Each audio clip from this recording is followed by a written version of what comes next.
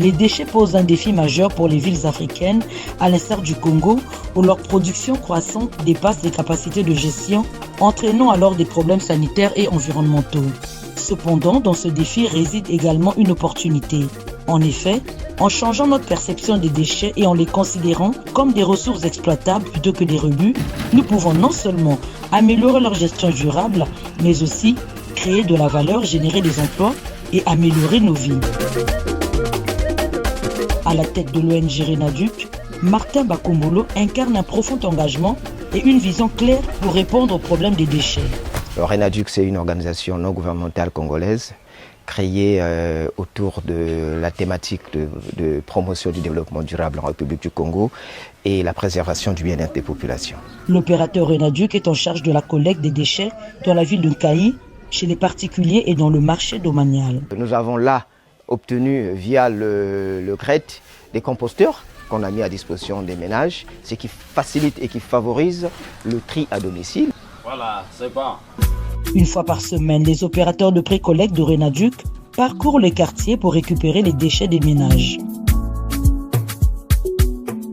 L'acceptation du tri à domicile, ça a été pour nous en tout cas un véritable défi et aujourd'hui on est ravis parce qu'on constate quand même que la population de Nkayi est maintenant en mesure de bien trier les déchets. Pour trier les déchets, c'est pas trop difficile.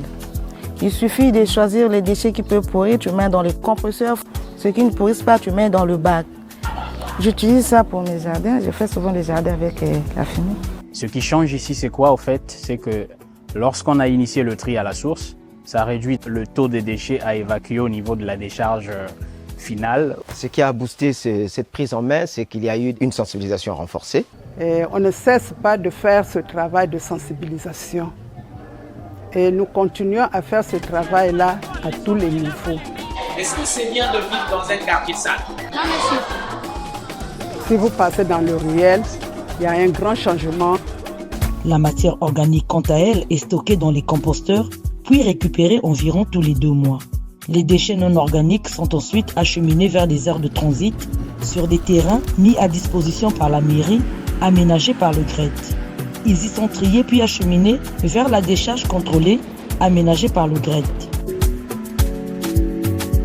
La mairie d'Nkayi a mis à la disposition du projet 3 sites qui ont servi l'érection des atomes, mais aussi un 3e site, la décharge finale.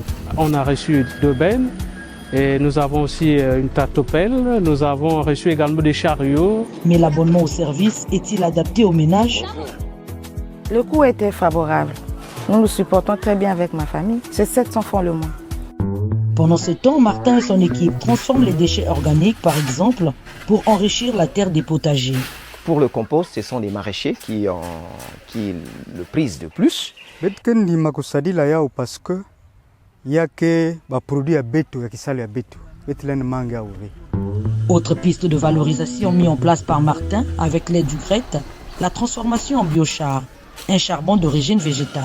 Le biocharbon est beaucoup plus consommé par les ménages, mais aussi les acteurs économiques, notamment les propriétaires des restaurants et les propriétaires de bars, dancing. D'autres pistes de valorisation sont aussi à l'étude. Nous avons pensé à valoriser les déchets plastiques en fabriquant des pavés écologiques.